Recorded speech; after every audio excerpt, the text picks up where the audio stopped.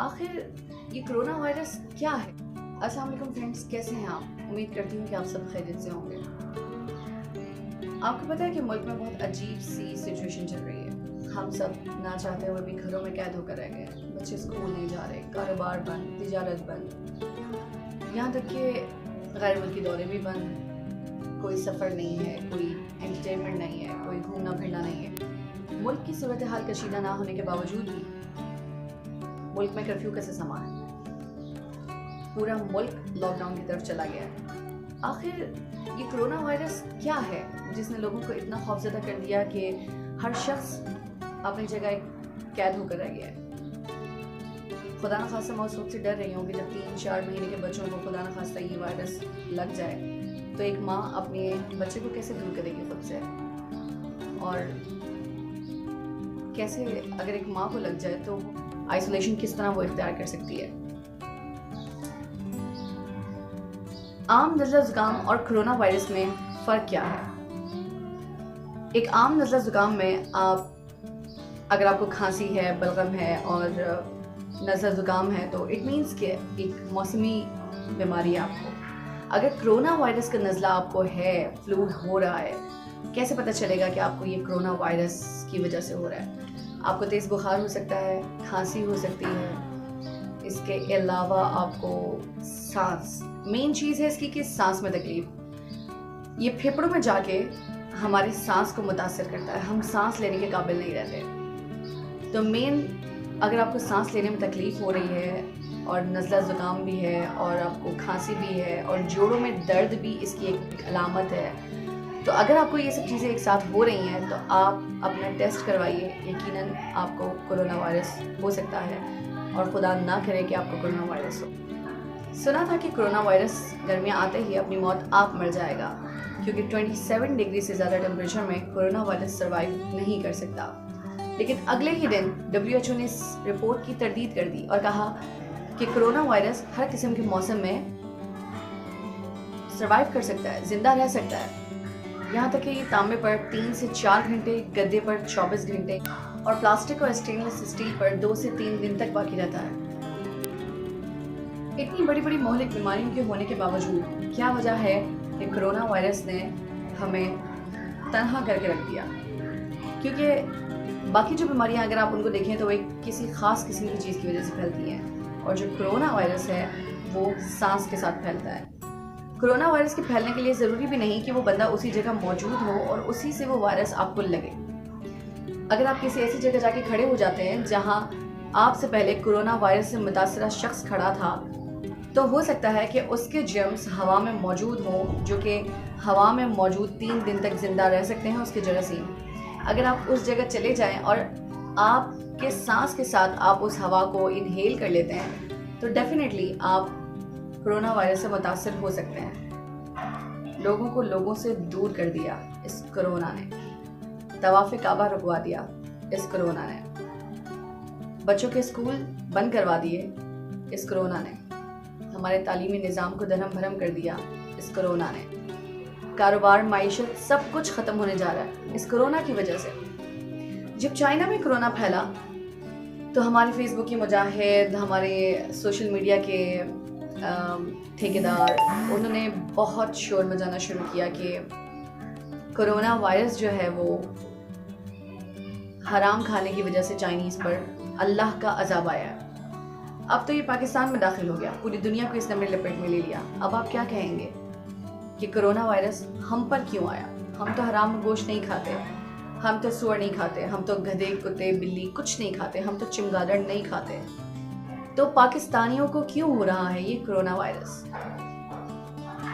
Corona virus सिर्फ Chinese लोगों के लिए अजाब नहीं है। अब तो मुझे लगने लगा कि कोरोना वायरस हम सब का इम्तिहान है और हम सब पर एक कड़ी आजमाइश है। कश्मीर में कर्फ्यू लगा। आज कश्मीर में कर्फ्यू लगे हुए 225 दिन गुजर चुके हैं, लेकिन हमारी हुकूमत, हमारी फौज, हमारी आवाम, हमारी कौम, हम में से किसी को तौफीक नहीं हुई कि हम जाकर कश्मीर में अपने मजलूम मुसलमान बहन भाइयों की मदद करें। किसी को भी तौफीक नहीं हुई। जो लोग सोशल मीडिया पे आवाज़ उठा सकते थे उन्होंने उठाई, उनमें मैं भी शामिल हूँ, मैंने भी आवाज़ उठाई, लेकिन ऐसी वीडियोस को किसी ने देखना भी पसंद नहीं किया।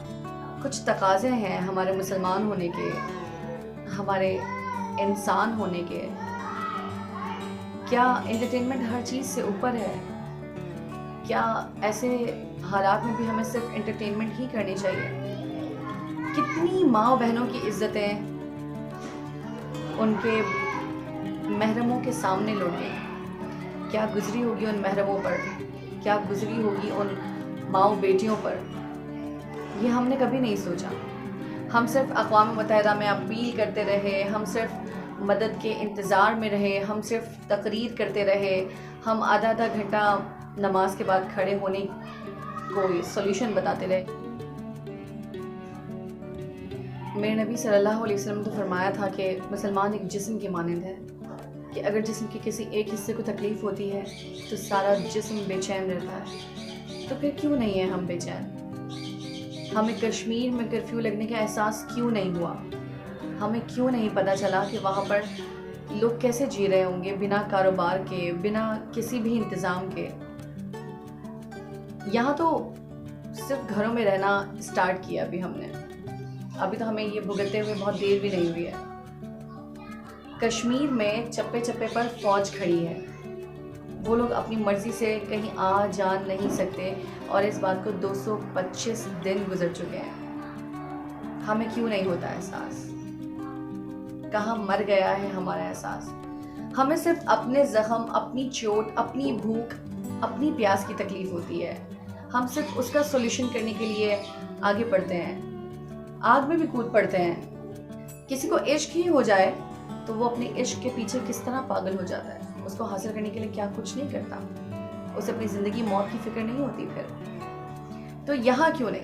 अगर पूरी दुनिया के किसी एक खत्ते में मुसलमानों पर जुल्म हो रहा है, मुसलमान परेशान हैं, बदहाल हैं, तो क्या बाकी मुस्लिम कंट्रीज़ का ये अमल नहीं होना चाहिए कि हम जाके उनकी मदद करें?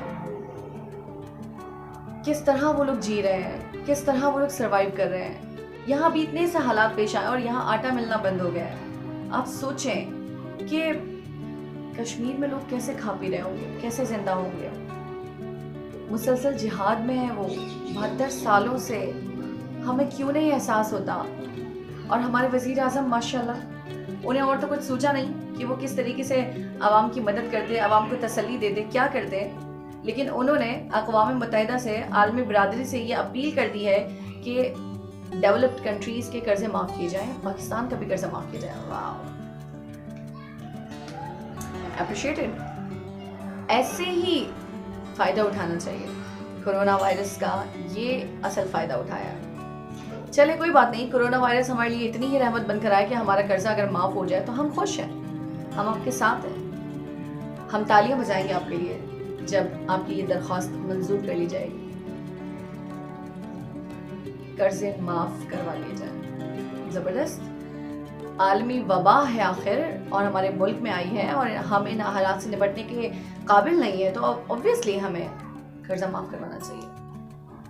अफसोस होता है, बहुत अफसोस होता है कि हम दूसरों का हराम तो जानते हैं, लेकिन हमारे खुद के अंदर कितना हराम उतर रहा है ये हमें नहीं पता होता। और हम अपने अमल से हम दूसरों को ये दिखा रहे होते हैं कि आओ देखो, हराम में मज़ा है, हराम में पैसा है, हराम में इज्जत है। आपको पता है कि इंटरपोल की रिपोर्ट के मुताबिक कोरोना वायरस से फ़ायदा उठाने के लिए स्कैमर्स मैदान में आ गए हैं और वो लोगों को ऑफर कर रहे हैं कि हम आपको मेडिकल इक्विपमेंट भेजेंगे और आप हमसे ख़रीदें। उनको तरह तरह का लालच देकर उन्हें वो चीज़ें बेच रहे हैं। और इंटरपोल ने ये न्यूज़ ब्रेक की है कि आप ऐसे स्कैमर्स से होशियार रहें। किसी से भी ऑनलाइन कोई मेडिकल इक्विपमेंट ख़रीदें मत, क्योंकि वो स्कैम हो सकता है। और अगर कोई भी आपसे पूछता है कि हम WHO से या कहीं से भी आपकी इंफॉर्मेशन लेना चाहते हैं कि आपको कोरोना वायरस से हम बचाएं या कुछ भी, किसी भी किस्म की कोई ऑफर की जाती है अगर आपको, तो आप सबसे पहले उसका एड्रेस चेक करें। स्कैमर्स से बचने के लिए कुछ चीज़ों की एहतियात आपको करनी है। सबसे पहले अगर आपको कोई इंडिविजुअल या कोई कंपनी आपसे रब्ता करती है कि हम आपको ये चीज़ ऑफर कर रहे हैं या वो चीज़ ऑफर कर रहे हैं कोरोना से बचाव के लिए, या it will help you out from corona, कुछ भी, तो आपको उसको वेरीफाई करना है और आप उसका ईमेल एड्रेस चेक करें। और इस तरह के लोग जो होते हैं वो अपनी कंपनी के नाम के साथ .com नहीं बल्कि .org यूज़ करते हैं। तो इस चीज़ को ज़रूर देखिएगा, कुछ भी ख़रीदने से पहले, उनको अपनी इन्फॉर्मेशन देने से पहले ये बात ज़रूर, ख़रीदारी करने से पहले आप ये ज़रूर चेक करें कि जिस मुल्क में वो कंपनी मौजूद है क्या बैंक अकाउंट भी उसी मुल्क का दे रहे हैं या बैंक अकाउंट आपको किसी दूसरे मुल्क का भेजा जा रहा है। कि माने कि कंपनी कनाडा में मौजूद है लेकिन आपको पाकिस्तान का अकाउंट नंबर दिया जाता है कि यार आप पाकिस्तान में पैसे ट्रांसफ़र कर दें और हमारी कंपनी आपको ये चीज़ डिलीवर कर देगी। तो आप ऐसी किसी भी लिंक पर, ईमेल पर भरोसा मत कीजिए। ख़रीदारी करने से पहले उस पेज के या वेबसाइट के रिव्यूज़ बहुत अच्छी तरह चेक कीजिए।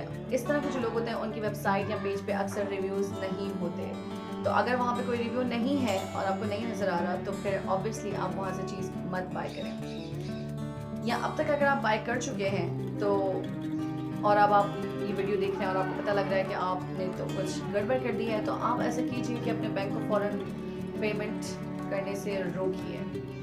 और अगर वो भी कर चुके हैं तो फिर सब्र कीजिए। इन दिनों में बेहतर ये है कि आप किसी भी ऐसे लिंक, ऐसे ईमेल को, ऐसे अटैचमेंट को मत खोलें जो अननोन पर्सन्स की तरफ से आपको रिसीव हुई हैं, जो एक्सपेक्टेड ही नहीं था कि आपको रिसीव होने वाली हैं।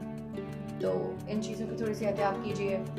और अगर किसी भी इदारे की तरफ से आपको कोई कांटेक्ट किया जाता है कि हम WHO की तरफ से आपको जॉब ऑफर कर रहे हैं या कुछ भी, तो आप उसे भी क्लिक मत करें और अपनी पर्सनल इंफॉर्मेशन कहीं किसी पेज, किसी वेबसाइट पर शेयर मत करें। ये आपके लिए नुकसानदा हो सकता है। और आलमी सेहत के जो इदारे हैं, इंटरपोल की रिपोर्ट में वाज़ेह तौर पर लिखा कि वो नॉर्मली किसी भी फ़र्द से इस तरह रब्ता नहीं करते। तो प्लीज़ अपने आप को बचा के रखिए। हम वैसे ही मुसीबतों का शिकार हुए हैं, उस पर नई नई मुसीबतें अपने गले मत डालिएगा। हमारी फ़ौज का सबसे पहला काम है, हमारी हुकूमत का काम है, हमारे उलमा का काम है कि वो जल्द से अनाउंस करते हैं तो उनको लोग मिल जाते हैं। जिहाद अनाउंस करेंगे तो क्या उनको लोग नहीं मिलेंगे? हम अपनी फ़ौज से पहले आगे बढ़ेंगे। पता नहीं आप लोग ये बात क्यों भूल जाते हैं। हमारे उलमा, हमारी हुकूमत, हमारे सरकारी इदारे क्यों ये बात भूल जाते हैं? सिर्फ कश्मीर में कर्फ्यू था ना, एहसास नहीं हुआ। अब घर में बैठिए फारिग और सोचिए कि यहाँ कर्फ्यू क्यों लगा। किसी माँ, किसी बहन, किसी की तो बद्दुआ लगी है। आज आपके पास सब कुछ होते हुए भी आपके पास कुछ नहीं है, कुछ नहीं बच रहा, सब कुछ जा रहा है। यहाँ तक कि नमाजें भी, अजानों के अल्फाज चेंज कर दिए गए। कुवैत की मसाजिद में जो अजानें हुई उनमें ये कहा गया कि अपने घरों में नमाज पढ़ें, जबकि इस बीमारी में तो सिर्फ 3% लोग मरे इस बीमारी से, वरना इससे मोहलिक बीमारियां हम लोगों ने देखी हैं जिसमें मोर्टेलिटी रेट 95%, 65%, 75% हुआ करता था। कोरोना वायरस की बीमारी से मोर्टेलिटी रेट सिर्फ अभी 3% है और हम इससे इतने खौफज़दा हैं कि हम नमाज पढ़ने नहीं जा सकते, हम कुछ भी नहीं कर सकते। आगे ही देखते हैं होता है। दुनिया ने ख़त्म हो ही जाना है और अच्छा करके भी मर जाएंगे और बुरा करके भी मर जाएंगे। ठीक है, जिस तरफ पानी का बहाव है उसी तरफ बहते जाते हैं। कहीं तो इख्तिताम होगा, कभी तो एहसास होगा। और हाँ, याद रखिएगा, इस वबा के ख़त्म होने से पहले पहले कर्जा ज़रूर माफ़ करवा लीजिएगा। पता नहीं फिर ऐसा मौका मिले या ना मिले।